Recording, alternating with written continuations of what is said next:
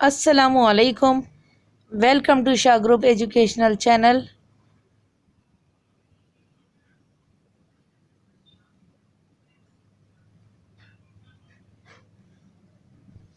Class 9 Subject Computer.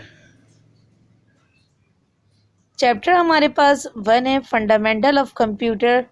आज हम इसी का टॉपिक पढ़ेंगे। तो इसमें हमारे पास जो टॉपिक है वो है जनरेशन टेबल।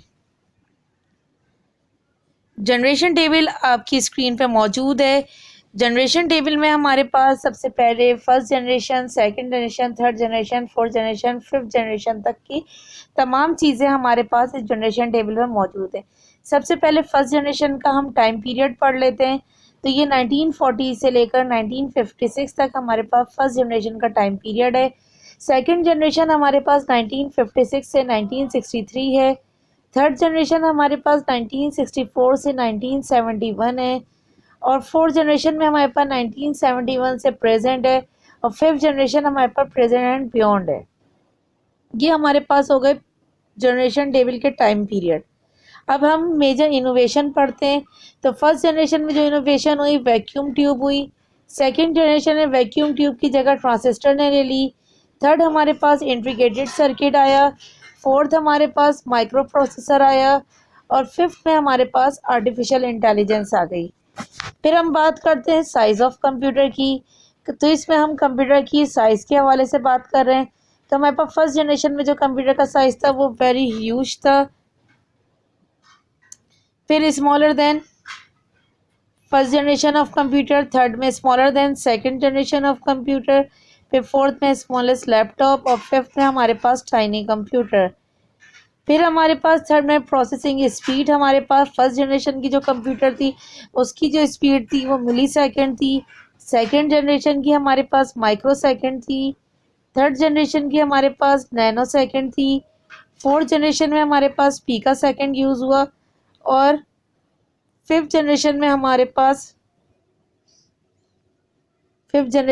पास मोर इम्प्रूवमेंट यूज़ हुआ। इसके बाद स्टोरेज डिवाइस की बात कर लेते हैं। तो फर्स्ट जनरेशन में जो स्टोरेज डिवाइस यूज़ हो रहा था वो पंच कार्ड यूज़ हो रहा था। सेकंड जनरेशन में इसकी जगह मैग्नेटिक टेप ने ले ली।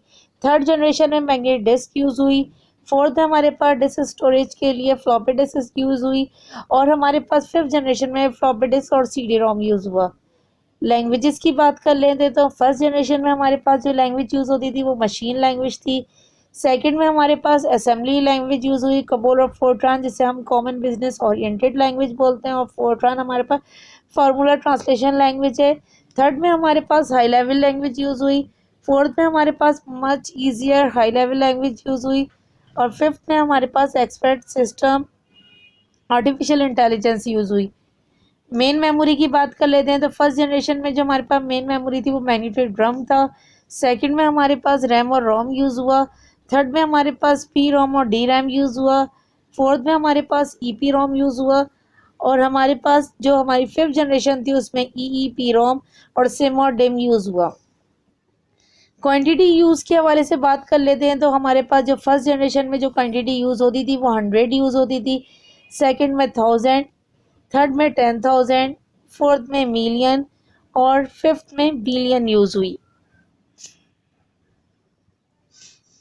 एडवांटेजेस पे देख लेते हैं। तो फर्स्ट जनरेशन का जो हमें पहला एडवांटेज था वो first major step towards electronic computer, ये पहला इलेक्ट्रॉनिक कंप्यूटर था। सेकंड में smaller size, less heat generated, more reliable and faster. Smaller size था सेकंड जनरेशन में, हीट भी थोड़ी कम जनरेट कर रहा था। थर्ड में हमारे पास इवन स्मॉलर और स्मॉलर हुआ, even lower heat generation, less power रिक्वायरी, even more reliable and faster.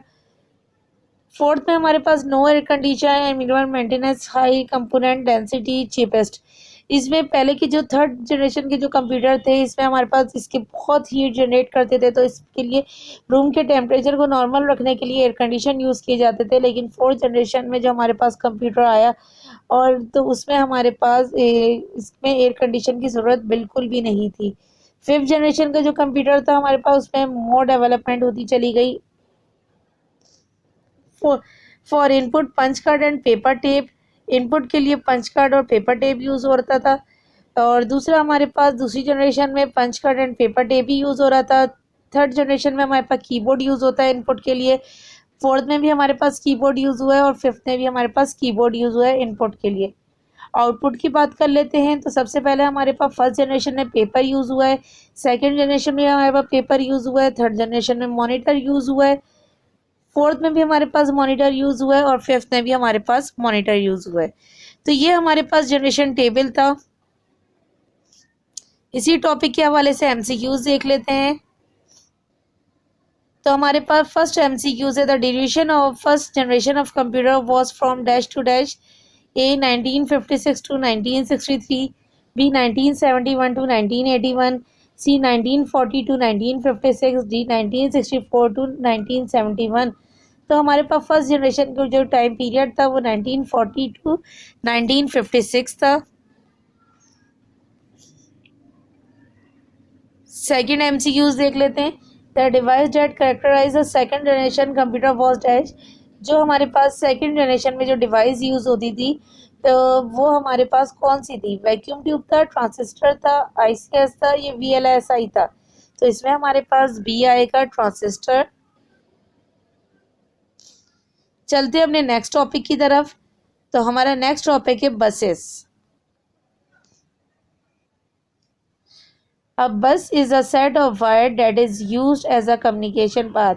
ये हमारे पास बस जो है ये हमारे पास वायर के सेट को कहा जाता है जिसके ऊपर हमारा डेटा ट्रैवल करता है, वो वाले वायर जिनके ऊपर हमारा डेटा ट्रैवल करता है और हम अपने डेटा को एक जगह से दूसरी जगह पहुंचाने के लिए कब सीपीयू के अंदर बसेस लगी हुई होती हैं जो वायर का सेट होता है। बसेस की टाइप्स के हवाले से बात कर लेते हो तो there are three types of buses, address bus, data bus, control bus. Address bus, the address bus sometime called the memory bus transport memory addresses which the processor want to access in order to read or write data. It is unidirectional bus. ये address bus जो होती है ये हमारे पास memory बस, कभी कभी ये मेमोरी बस का भी काम करती है। या हमारे पास जो हमारे एड्रेसेस वगैरह होते हैं जैसे हमारे पास कौन सी ड्राइव में कौन सा डेटा है तो उसके एक्सेस वगैरह ये बताता है हमें, एड्रेस बस के ऊपर ट्रांसफ़र किए जाते हैं। सेकंड हमारे पास है द डेटा बस। तो डेटा बस हमारे पास है the data bus transfer instruction coming from और गोइंग टू द प्रोसेसर। जो इंस्ट्रक्शन हमारे पास आ रही होती हैं, जो हम इंस्ट्रक्शन सीपीयू में दे रहे होते हैं तो वो हमारे पास डेटा बस के ऊपर ट्रैवल कर रही होती हैं और ये हमारे पास बाई डायरेक्शनल है।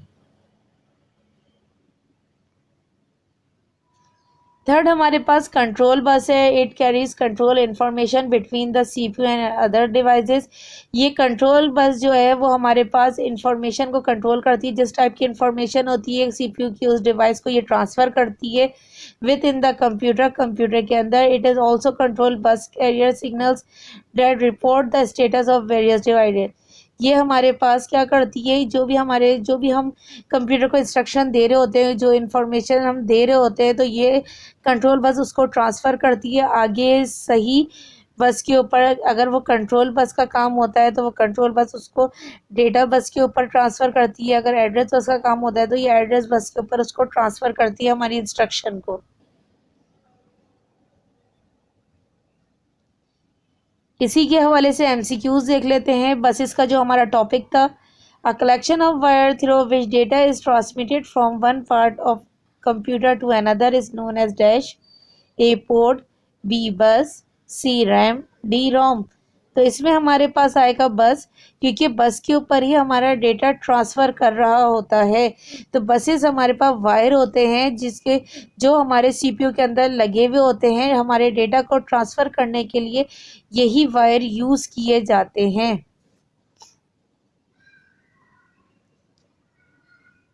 Thank you for watching. हमारा चैनल सब्सक्राइब करें, शाह ग्रुप एजुकेशनल चैनल, और हमारी नई आने वाली वीडियोस से फ़ायदा उठाइए। अल्लाह हाफिज़।